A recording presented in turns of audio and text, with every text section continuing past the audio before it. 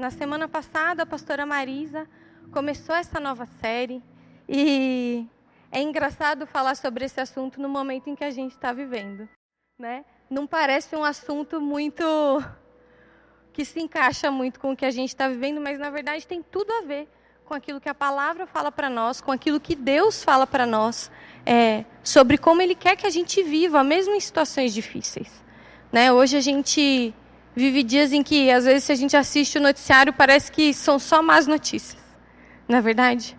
Mas eu quero dizer para você que, mesmo assim, nós podemos viver uma vida cheia de contentamento, né? E contentamento, como a pastora Marisa falou na semana passada, não é viver só alegre, sem se preocupar com a vida, sem pensar nas coisas, não é. Tem uma frase do Mário do Cortella, que ele fala, ele é um filósofo, né? E ele fala, ninguém é feliz o tempo todo.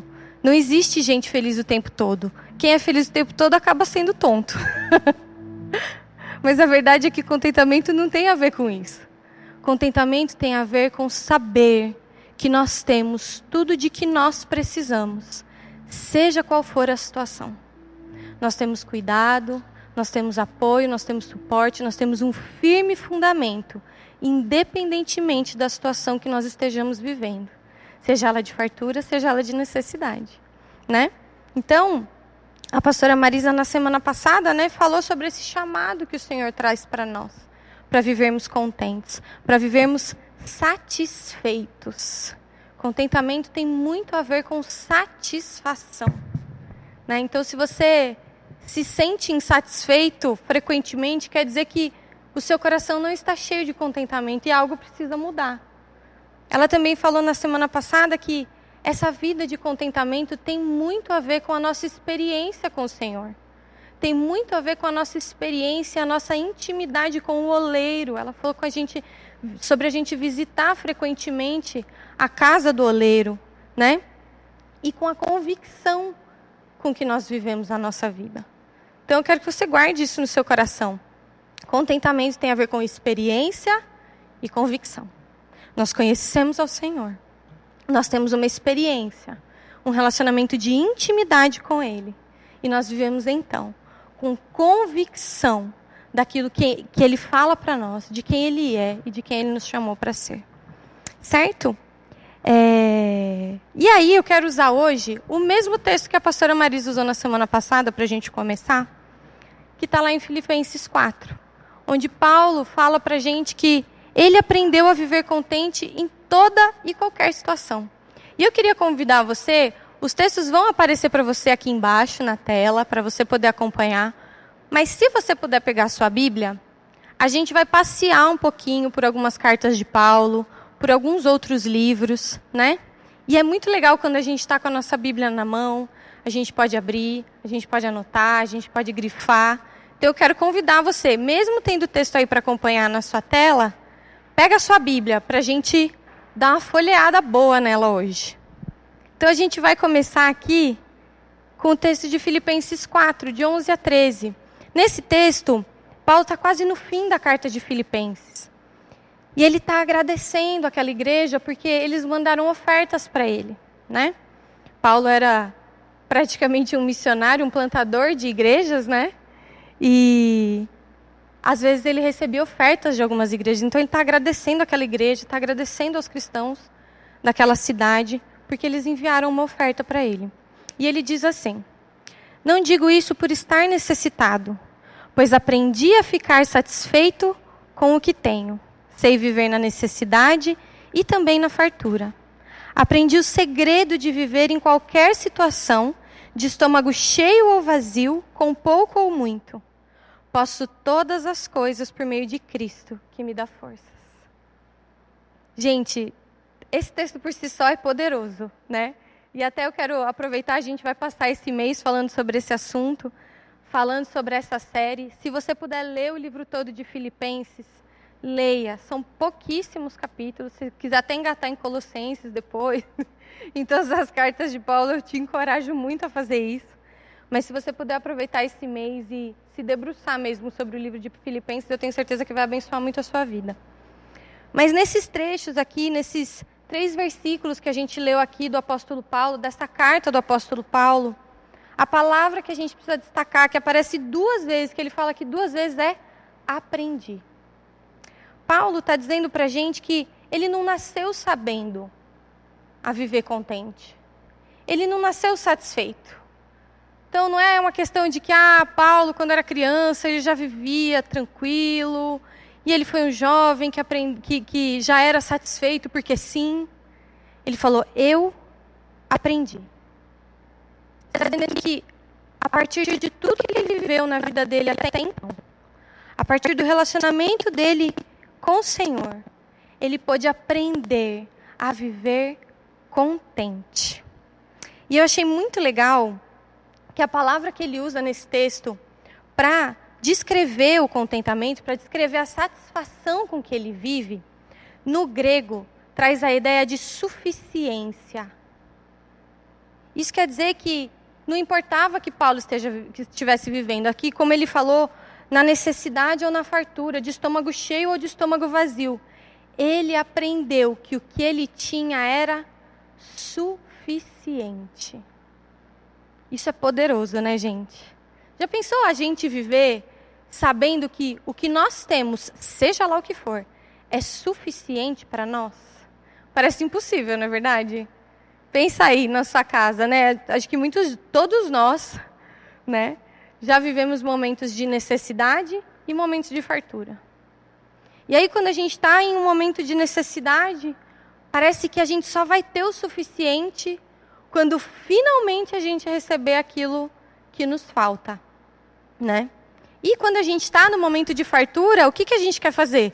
Aproveitar para adquirir aquilo que nós ainda não temos. Não é verdade? E isso não é ruim. Não é um problema fazer planos, ter projetos, né? Querer coisas melhores.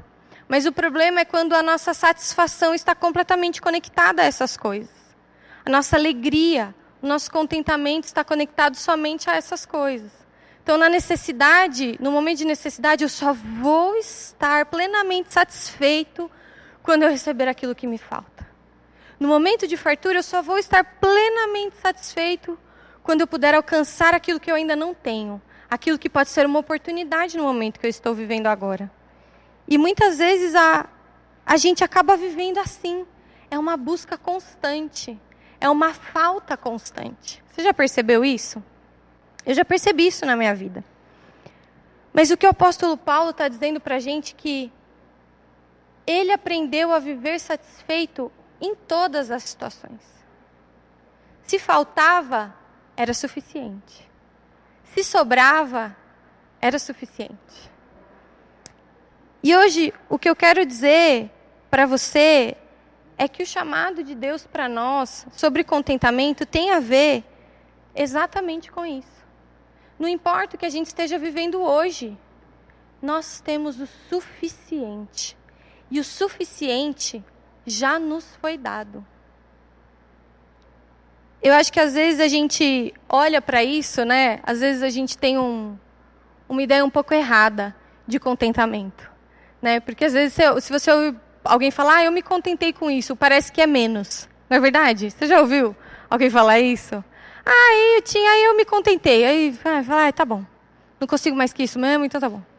E o chamado ao contentamento que Deus tem para nós não tem a ver com isso. Tem a ver com a suficiência. E a suficiência de Deus sempre transborda. Sempre há mais. Paulo está falando aqui de que ele tinha tudo o que ele precisava para viver bem. Para continuar vivendo satisfeito. Satisfação, sabe quando você tem almoço de Natal, que a gente fala, né? Jantar de Natal, ceia de Natal. Que a gente come e não cabe mais nada. E você fala, eu estou satisfeito, não cabe mais nada aqui. Satisfação. Isso é contentamento, queridos. Não é simplesmente achar que o que você tem só está bom e que o pouco que se tem está bom. Não, é estar satisfeito, alegre. Entender que aquilo é suficiente para você viver. Isso é uma vida de alegria, é uma vida completa, é uma vida plena. É essa plenitude que o Senhor nos convida. E eu quero dizer para você hoje que isso tem muito a ver com a nossa perspectiva, com o lugar onde a gente coloca os nossos olhos. E essa é uma escolha que nós podemos fazer todos os dias da nossa vida. Perspectiva é para onde você está voltando os nossos olhos, para onde você está focando os seus olhos, né? É o pastor César já fez esse exercício com a gente algumas vezes, né? Mas, por exemplo, agora você está olhando para a sua televisão. Então, você sabe o que tem ao seu redor, mas fica tudo embaçado, não é verdade? Então, se você fixar os seus olhos em outro lugar, a sua TV vai ficar embaçada. Isso é perspectiva.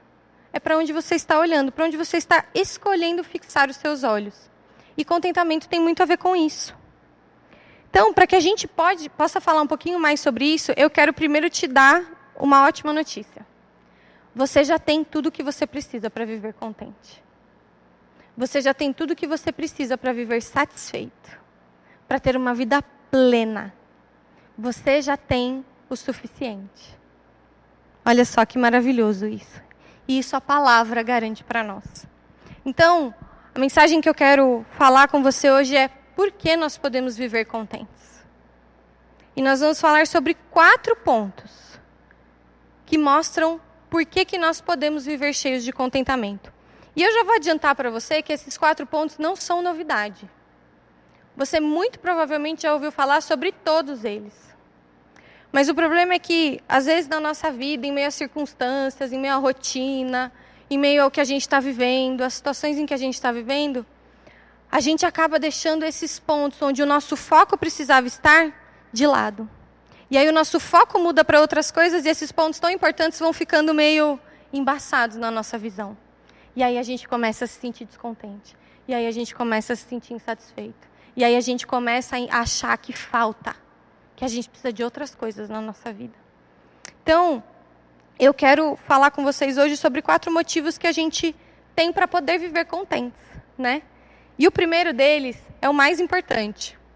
Vou só tomar uma aguinha aqui antes da gente partir para eles.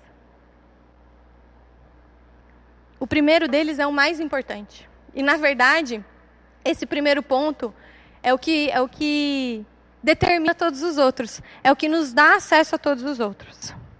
O primeiro motivo por que nós podemos viver contentes é por causa do sacrifício de Jesus.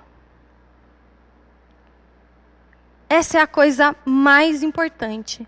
É a coisa que nós, quando nascemos, nós precisávamos. Todos nós precisávamos. Era do sacrifício de Jesus por nós na cruz do Calvário. Você já parou para pensar como é que seria a sua vida se Jesus não tivesse morrido por nós? Tenta fazer um pouquinho esse exercício aí na sua casa.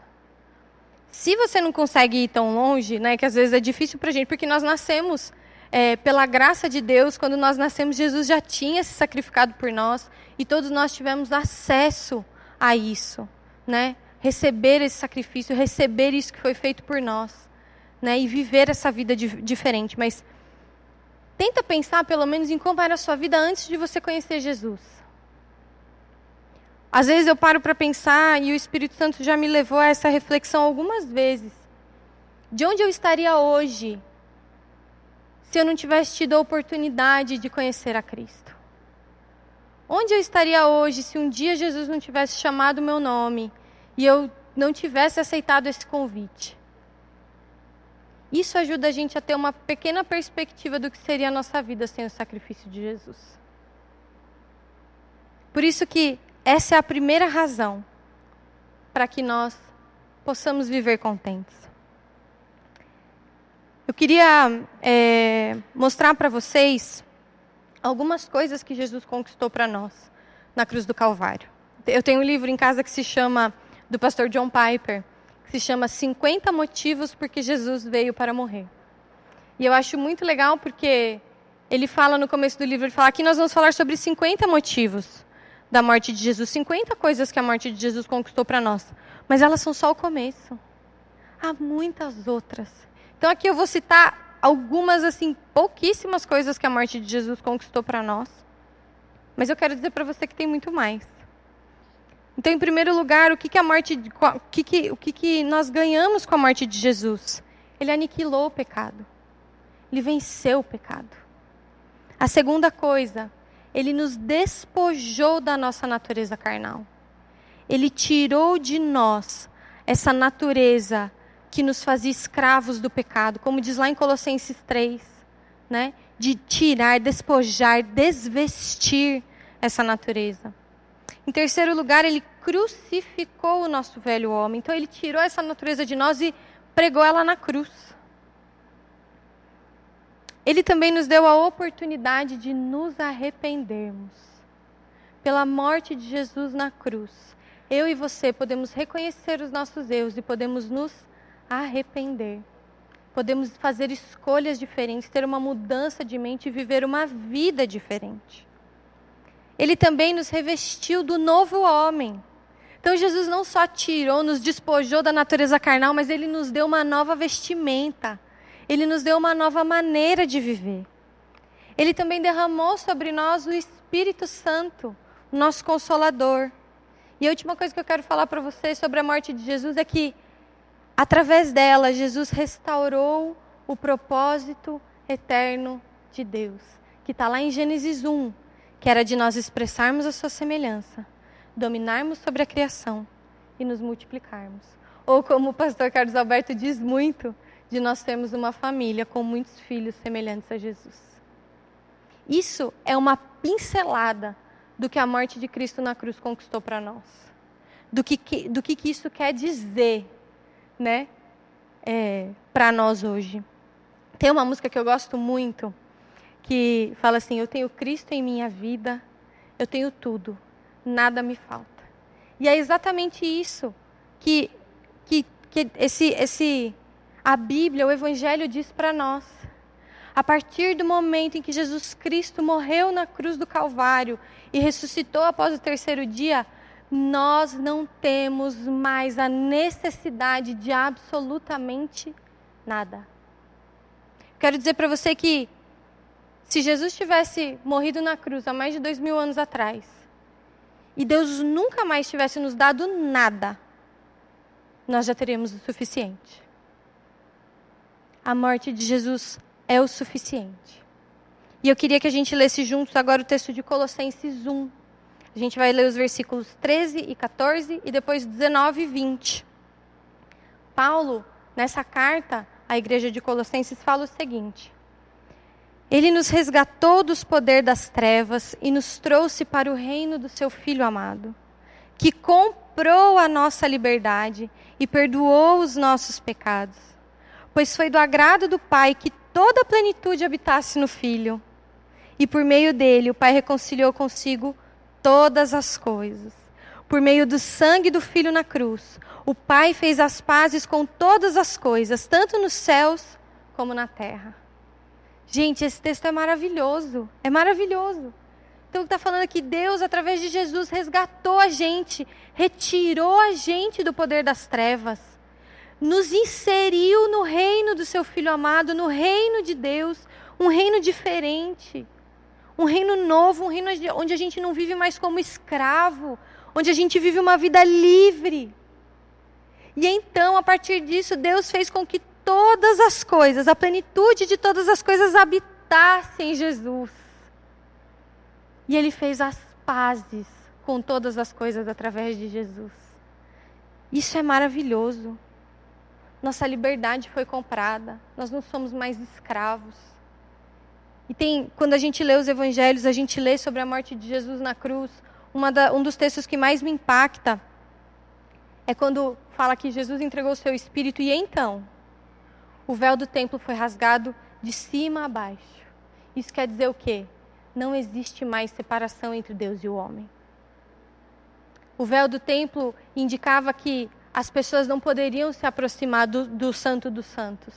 Só os sacerdotes poderiam se aproximar do Santo dos Santos e uma vez por ano, né, quando eles eram chamados. Então, quando Jesus morre, esse véu se rasga, simbolizando que essa separação acabou. Agora nós podemos nos achegar a Deus. Nós podemos ter comunhão com Ele com liberdade. Olha que poderoso, que profundo isso que Jesus conquistou para nós, amigos. E por causa disso, a cruz de Cristo precisa ser uma lembrança constante na nossa mente e no nosso coração. O significado do sacrifício de Jesus precisa estar latente na gente todos os dias. Quando a gente conhece Jesus, logo que a gente se converte, parece que isso enche o nosso coração, não é verdade? Você fala, meu, Jesus morreu por mim e tal, e isso é maravilhoso. Mas parece que com o tempo, outras coisas vão tomando essa importância. Mas a gente não pode deixar isso acontecer. Gente, a gente precisa se lembrar todos os dias, Jesus morreu por mim, e isso me conquistou a minha liberdade, isso fez com que eu pudesse me achegar a Deus. Quando você está lá no seu momento devocional, você pode orar a Deus diretamente, você pode ser cheio do Espírito Santo, porque Jesus veio e morreu na cruz do Calvário por você e por mim. E isso é poderoso. A gente precisa se lembrar disso. Isso precisa impactar o nosso coração todos os dias. Quando o pecado entrou no mundo, lá no Jardim do Éden, ele trouxe morte ao espírito do homem e gerou a natureza carnal. Adão e Eva, que tinham um relacionamento íntimo com o Criador, né? A Bíblia fala que Deus descia ao jardim e eles caminhavam juntos. Gente, isso é físico. Eles caminhavam juntos fisicamente, face a face. Quando o pecado chegou, isso já não podia mais acontecer. Então a gente vê, se você ler lá o Antigo Testamento, a gente vê um Deus criando maneiras de estar perto do seu povo, criando maneiras para que o seu povo pudesse ter comunhão com Ele. Então é criado o tabernáculo, depois o templo, Deus levanta sacerdotes, tudo isso para que Ele possa ter comunhão com o seu povo. Mas então chegou o momento certo, chegou o momento planejado, veio Jesus. E aí Deus já não precisava mais dessas ferramentas. Nós podemos nos achegar a Ele. O texto de Colossenses 2, versículos 13 e 14, outra carta de Paulo, diz o seguinte: vocês estavam mortos por causa de seus pecados e da incircuncisão da sua natureza humana. Então, Deus lhes deu vida com Cristo, pois perdoou todos os nossos pecados. Ele cancelou o registro de acusações contra nós, removendo-o e pregando-o na cruz. Tudo aquilo que nós tínhamos de acusação por causa do pecado, Jesus veio, tirou e pregou lá na cruz. Outro texto, outra carta de Paulo que fala sobre o sacrifício de Cristo. Efésios 2, dos versículos 4 até o 7. Mas Deus é tão rico em misericórdia e nos amou tanto que, embora estivéssemos mortos por causa de nossos pecados, Ele nos deu vida juntamente com Cristo. É pela graça que vocês são salvos, pois Ele nos ressuscitou com Cristo e nos fez sentar com Ele nos domínios celestiais, porque agora estamos em Cristo Jesus. Portanto, nas eras futuras, Deus poderá apontar-nos como exemplos da riqueza insuperável da sua graça, revelada na bondade que Ele demonstrou por nós em Cristo Jesus. Gente, esse é o texto para a gente escrever e pôr na geladeira, sabe? Para você ver todos os dias. Para que a gente se lembre do sacrifício de Jesus e do que Ele conquistou para nós todos os dias. E aqui Paulo diz, é pela graça que vocês são salvos. Ou seja, não foi nada que a gente fez, não há nada que a gente possa fazer. Nós recebemos tudo aquilo que nós precisávamos para estar satisfeitos, para estar plenos, completos, de graça. Já nos foi dado. Nós não precisamos fazer nada para alcançar. Deus já nos deu. Né? Por isso que Paulo fala, essa é a riqueza insuperável da sua graça. Ele já fez tudo. Ele nos deu tudo. Em Cristo Jesus, nós temos acesso a tudo que nós precisamos. Nós recebemos graça, nós recebemos misericórdia, nós recebemos bondade, nós recebemos salvação, nós recebemos libertação. A nossa vida agora está escondida com Cristo em Deus. Nós podemos nos vestir do novo homem. Nós podemos ter uma vida diferente. Nós podemos ter uma maneira de pensar diferente. Porque Deus enviou o seu Filho para morrer na cruz por nós. Queridos, isso é suficiente. Isso é suficiente.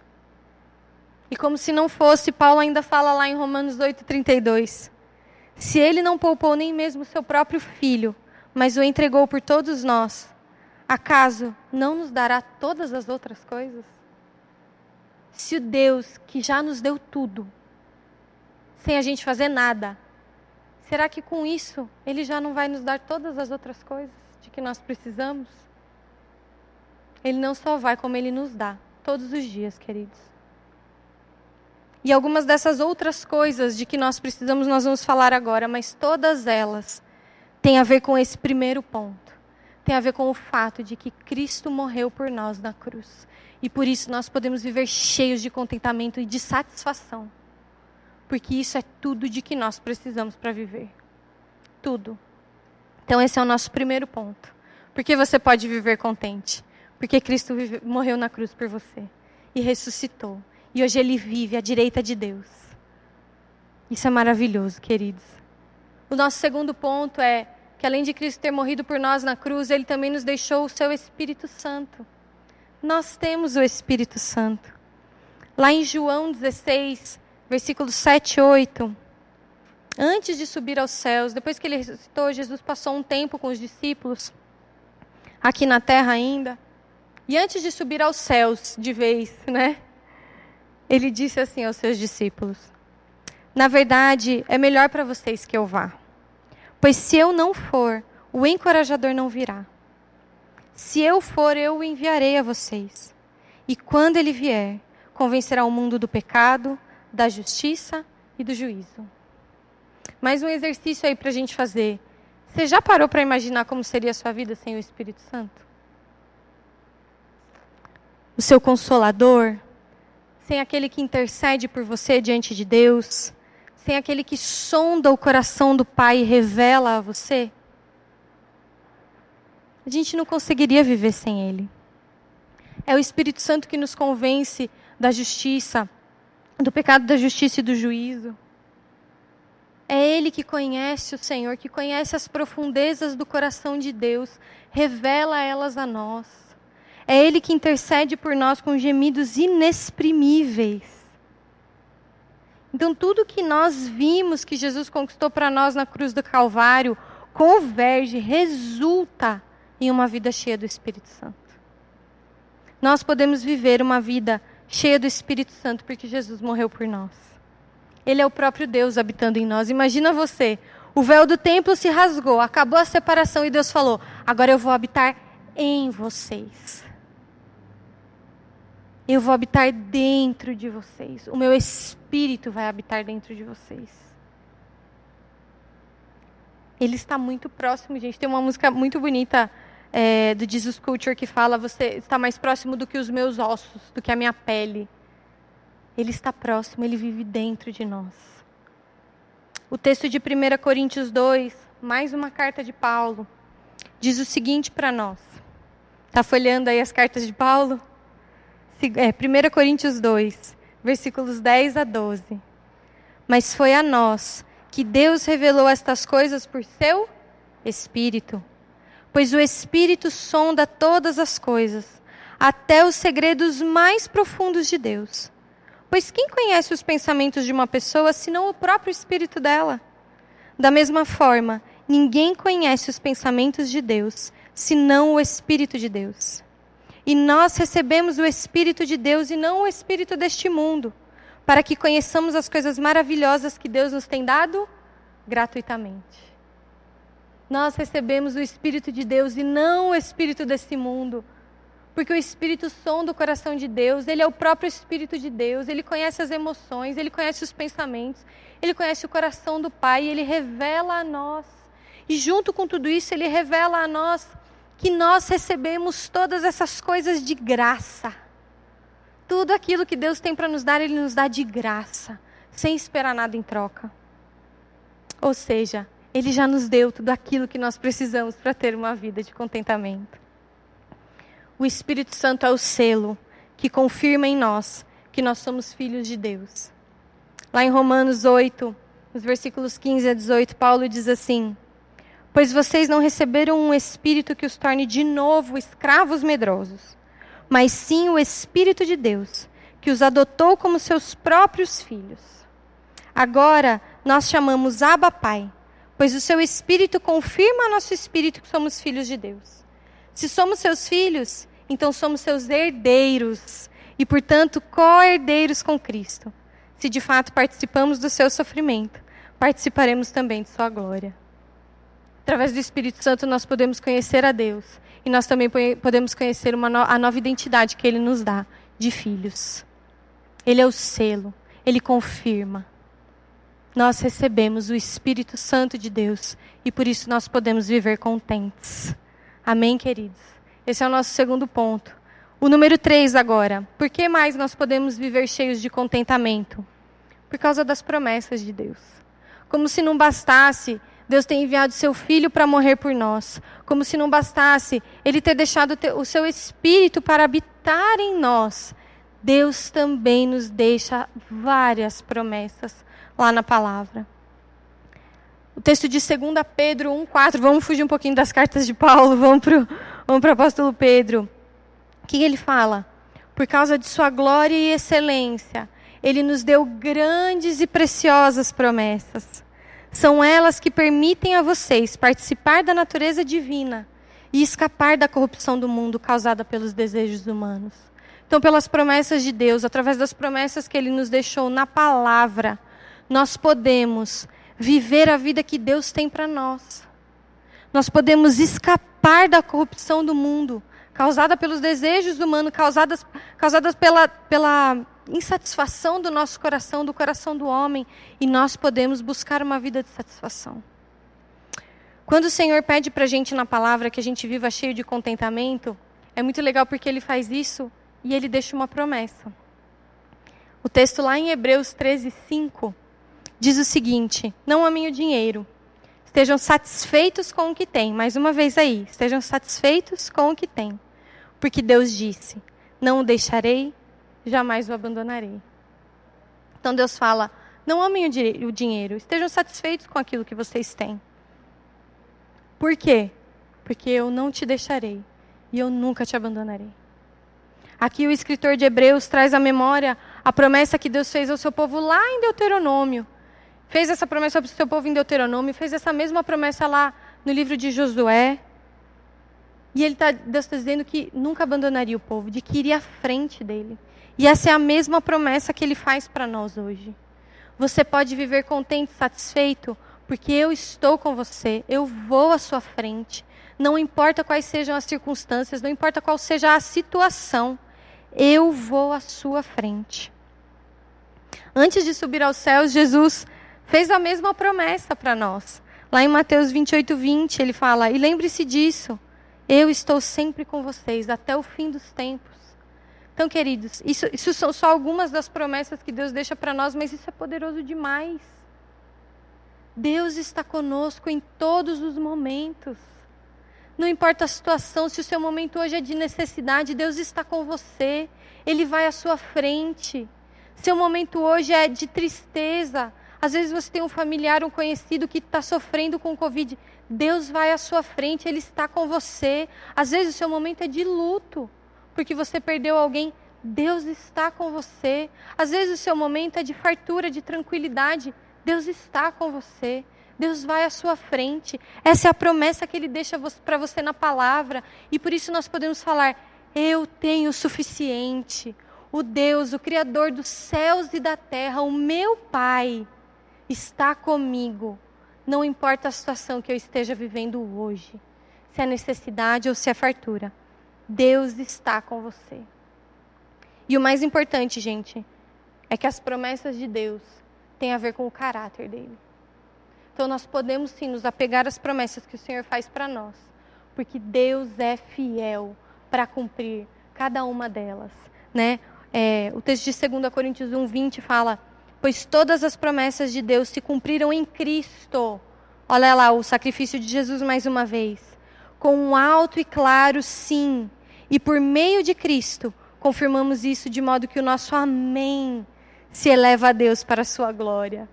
Todas as promessas que Deus fez para nós foram confirmadas em Cristo Jesus.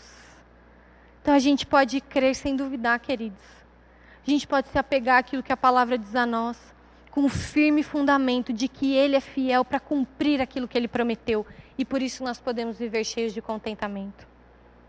E por fim, por que nós podemos viver contentes hoje? Porque uma das promessas do Senhor para nós é de que Jesus em breve voltará.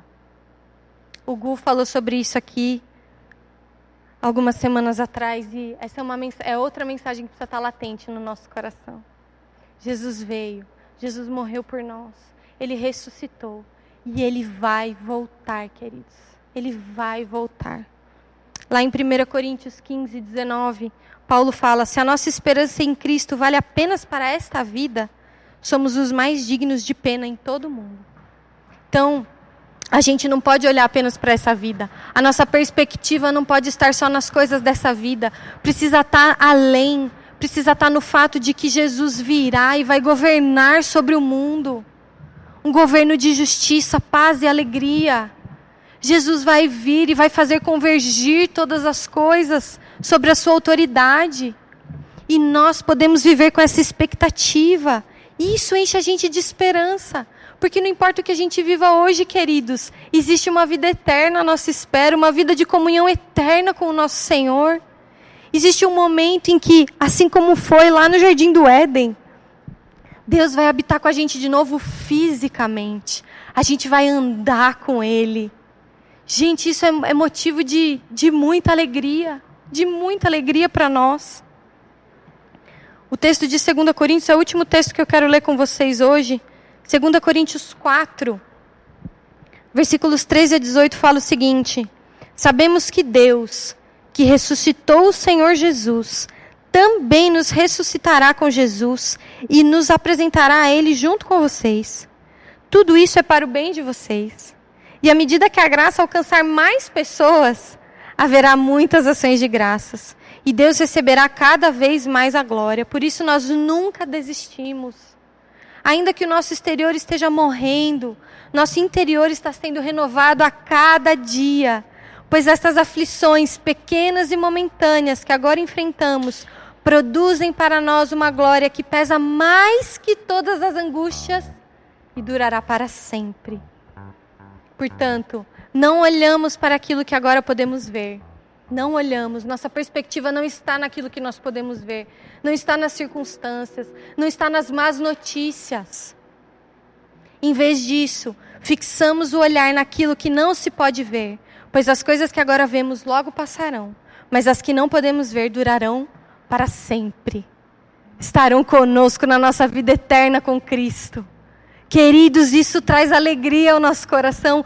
Isso é suficiente para nós vivermos hoje. Isso é suficiente, queridos. Há uma vida eterna esperando por nós. Há uma vida de alegria esperando por nós, uma vida de comunhão com Jesus. Uma vida em que finalmente nós vamos poder ver a Deus face a face. Vamos poder habitar com Ele, estar com Ele todos os dias da nossa vida. Onde não haverá mais dor, onde não haverá mais choro. Onde haverá comunhão completa entre nós e a Trindade. Esse dia está chegando, queridos. E por causa disso nós podemos viver contentes. Então nós falamos aqui das 4 razões principais por que nós podemos viver contentes. Nós podemos ser cheios de contentamento. A primeira, porque Jesus Cristo morreu por nós. A segunda, nós recebemos o Espírito Santo de Deus. A terceira, nós temos as promessas do Senhor. E a quarta, Jesus em breve voltará. Isso é suficiente, queridos. Nós não precisamos de mais nada. Isso é suficiente para que a nossa vida seja cheia de plenitude e satisfação. E para finalizar, o que eu quero perguntar para você é: o que essas coisas geram no seu coração? Saber de tudo isso gera o quê? Lembrar de tudo isso gera o quê no seu coração nesta manhã? E essa é uma pergunta extremamente importante. Porque tudo de que nós precisamos para viver já nos foi dado pelo Pai. Nós já temos tudo. E a gente não precisa fazer nada para receber isso. A gente só precisa aceitar Jesus como nosso Senhor e Salvador. Aceitar o sacrifício dele por nós. E desfrutar de tudo aquilo que isso nos traz. Desfrutar das promessas, desfrutar da presença do Espírito, desfrutar da expectativa e da esperança da volta de Cristo. Isso tudo enche o nosso coração de gratidão, queridos. Isso tudo precisa encher o nosso coração de gratidão. O contentamento é cheio de ações de graças. Isso é algo que a gente precisa se lembrar. Uma pessoa cheia de contentamento é uma pessoa grata ao Senhor por tudo que ela já recebeu. É uma pessoa que olha para aquilo que ela já tem, não para aquilo que falta, para aquilo que ela acha que falta. Não é mesmo? Quando os nossos olhos estão focados nessas coisas e em tudo que o Senhor fez por nós, a gente não pode fazer mais nada além de agradecer, porque já é o suficiente. É mais do que o suficiente. É mais do que nós precisávamos. Nós já temos tudo, queridos. Deus já nos deu tudo. Agora imagina só você, a gente está no meio de uma pandemia, a gente está vivendo uma situação sem precedentes, uma situação de pressão, uma situação muitas vezes de tristeza, de medo, de insegurança. E em meio a tudo isso, mesmo diante de todas essas coisas, nós podemos viver satisfeitos. Nós podemos viver cheios de contentamento e com o nosso coração cheio de gratidão ao Pai. Sabe, queridos, isso não quer dizer desconsiderar o que está acontecendo ao nosso redor. Isso não quer dizer ser frio com relação às notícias que a gente recebe. Mas quer dizer que, mesmo em meio a tudo isso, nós sabemos quem é o nosso Deus. E nós sabemos que Ele é um bom Pai. E nós sabemos que nós podemos descansar, porque a vontade dEle é boa, agradável e perfeita. E essa é a vida cheia de contentamento, cheia de satisfação e cheia de ação de graças, em todas as circunstâncias. E viver essa vida, queridos, ela não é boa só para nós. Ela não traz só aquele descanso para nós de, ok, minha vida tá feita. Ela alcança outras pessoas. Quando nós vivemos cheios de contentamento, as pessoas olham para nós e se perguntam o que ele tem, o que ela tem para viver dessa maneira. O que faz ele viver com esse contentamento, com essa satisfação, mesmo quando as coisas parecem que estão desmoronando. Isso faz com que os atributos do nosso Pai estejam presentes em nós. A bondade, a misericórdia, a fidelidade, o amor, a graça, a justiça, a santidade. Quando nós vivemos uma vida cheia de contentamento, nós expressamos às pessoas quem Deus é. E aí elas se achegam a Ele. Isso é o resultado de uma vida cheia de contentamento, queridos.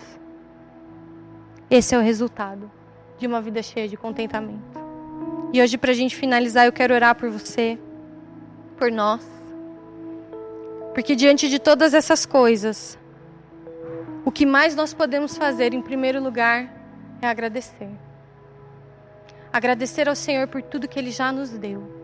Agradecer ao Senhor porque Ele já nos deu tudo de que nós precisamos para viver uma vida satisfeita. Agradecer porque nós temos o suficiente.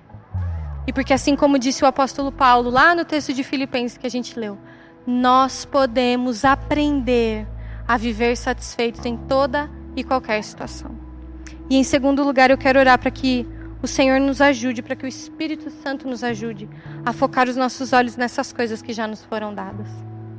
Que o Espírito Santo nos ajude a tirar os nossos olhos daquilo que é inconstante, daquilo que traz medo e insegurança. E nos ajude a focar os nossos olhos naquilo que Ele já nos deu. Amém, queridos? Vamos orar? Pai, nós te agradecemos, Senhor, em primeiro lugar, porque o Senhor já nos deu tudo. O Senhor nos deu o Seu Filho. Obrigada, Jesus, porque o Teu sacrifício conquistou na cruz tudo aquilo que nós precisamos para viver. Nos livrou do poder do pecado, nos livrou de uma vida nas trevas, de uma vida de escravidão, nos deu esperança, nos deu a oportunidade de nos arrependermos, nos deu a oportunidade de cumprir o propósito eterno de Deus. Obrigada, Jesus, obrigada pelo Teu Espírito Santo. Obrigada, Pai, pelas Tuas promessas preciosas para nós que estão na Palavra. Obrigada porque nós podemos viver com a esperança de que o Senhor vai voltar em breve para buscar a Tua igreja, para buscar os Teus filhos. Obrigada, Jesus. Obrigada, Senhor. Pai, nós queremos ter um coração cheio de gratidão, Pai. Mesmo em meio a tempos que parecem tão difíceis, Nós queremos ter o nosso coração cheio de gratidão, de ações de graças. Nós queremos viver cheios de contentamento, Pai. Nos ensina, Espírito Santo. Assim como Paulo disse, nós queremos aprender a viver contentes em toda e qualquer situação, sem pestanejar. Nós queremos aprender a viver contentes, Senhor, satisfeitos. Nos ajuda, Pai, a fixar os nossos olhos naquilo tudo que o Senhor já nos deu. Nos ajuda, Senhor, a sermos impactados pelo fato de que Jesus morreu por nós na cruz do Calvário e de que isso é tudo que nós precisamos para viver, Senhor. Nos ajuda, Pai, a celebrar a vida do Teu Espírito Santo em nós. O privilégio de poder viver cheios do Teu Espírito. Nos ajuda a nos apegar às Suas promessas, Suas ricas e preciosas promessas, Pai. O Senhor podia não ter nos dado nenhuma delas, mas o Senhor nos deu, Pai. Nos ajuda a fixar os nossos olhos nisso. No fato de que o Senhor está conosco, que o Senhor vai à nossa frente, não importa qual seja a situação que nós estamos vivendo hoje. Nos ajuda a fixar os nossos olhos nisso, Espírito Santo. Nos ensina. Nos ensina. E nos ajuda a viver com a expectativa de que em breve nós estaremos contigo para sempre, em comunhão eterna, Pai, te olhando face a face, como um amigo olha para o seu amigo. Nos ajuda a fixar os nossos olhos nisso, Senhor. Nós queremos, Pai, e que a nossa vida seja um impacto para outros que ainda não conheceram o Senhor, para outros que nesses dias têm vivido tempos de tanto medo, Pai. Tempos de luto, tempos de desespero. Que a nossa vida, Pai, possa alcançar a eles. Em nome de Jesus, Senhor, nós queremos cumprir o Teu propósito de ser uma família de muitos filhos semelhantes a Jesus, Senhor. E isso começa em nós escolhermos viver cheios do contentamento. Nós cremos nisso, Senhor, e nós contamos com a Tua ajuda, Pai. Muito obrigada, Senhor, muito obrigada, porque nós podemos olhar para nós mesmos, nós podemos olhar para a nossa vida hoje, seja quais forem as circunstâncias que a gente está vivendo, e podemos dizer, eu tenho o suficiente, eu tenho tudo aquilo que eu preciso para viver. Obrigada, Senhor Jesus, nós Te agradecemos nessa manhã, nós enchemos o nosso coração de gratidão nessa manhã. Em nome de Jesus.